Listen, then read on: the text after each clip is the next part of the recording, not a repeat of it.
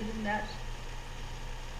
Well, that would be a traffic infraction, whether or not if she's criminally culpable for the death of her sister. That's a separate question. That this is what the whole process is for. We just got the case today.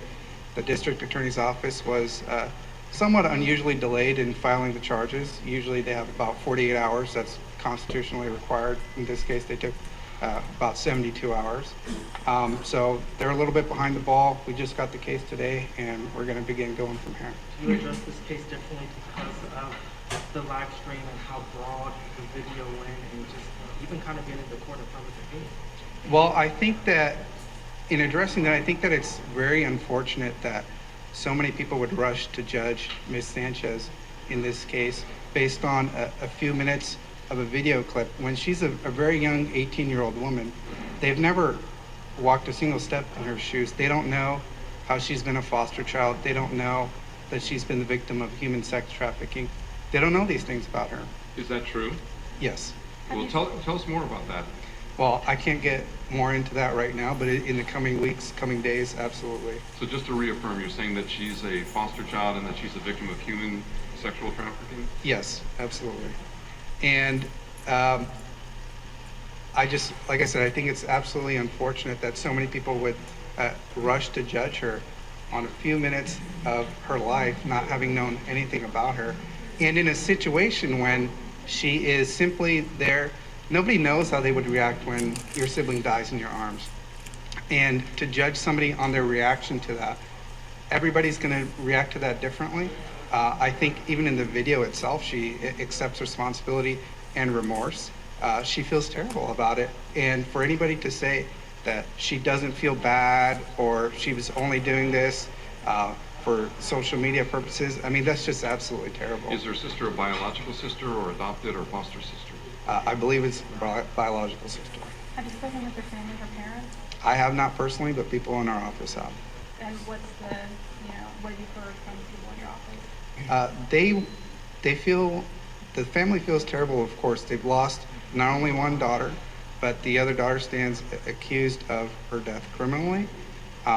It's a very sad tragedy.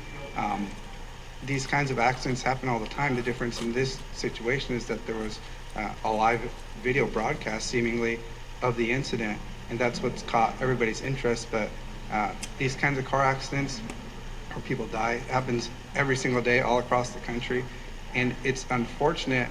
I do think that this case does bring to light an important issue that I have a problem with, which is social media and the pressure that it puts on kids these days to do things and try to be popular.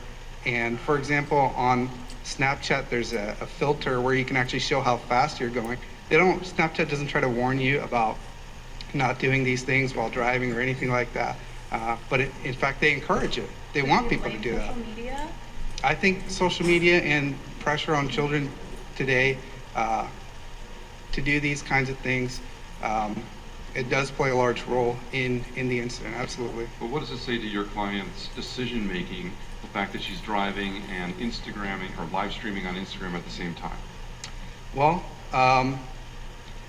again, she's very young, she's immature, and when society puts these pressure on people to act in a certain way and do things, this might be, I'm not saying that it is, but this might be ultimately, the tragic culmination of those kinds of issues. It sounds like you're blaming society for what she did behind the wheel. No, that's absolutely not true. We don't know exactly what happened in this case.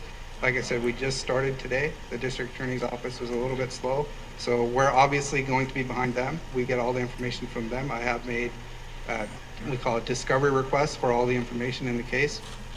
We're waiting for blood results, we're waiting for medical records, we're waiting for everything in this case. All we have so far is a police report, which basically just states that there was an accident, and that's about it, quite frankly. So you said she has 48 hours. What did she say to you about how she feels?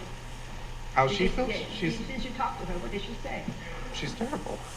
She feels absolutely terrible. I can't go into the discussions that would be attorney-client privilege, but as far as her emotions. She feels absolutely terrible. She's grieving for her sister. She wants to be grieving with her family. Her family wants her with them to be grieving all together. It's an absolute tragedy. What do you hope to do on Friday? When you're going to try and get her reduced? What kind of goes into Friday? On Friday, we'll be asking the judge to consider reducing bail or consider releasing her from jail. Again, everybody is presumed innocent until proven guilty. We'll have an opportunity to present her ties to the community, any other issues that we feel are relevant, and the judge will make a determination whether he leaves bail set at, I think it was $560,000, or whether he's going to reduce that at all. You said she has 48 hours constitutionally to be charged. It was longer than that, more like 72. Is that something that you could use to take charges out of court? No. Unfortunately, there's really no recourse for that other than some sort of civil rights remedy. It wouldn't make any difference in the criminal case. Is that her family in court? Do you know, were they in court today? They were not in court today. We spoke with them over the noon lunch hour, and they just didn't have enough notice of today's arraignment to be here, unfortunately. So that's why we chose Friday for the bail review hearing, and her family, we expect them to be present.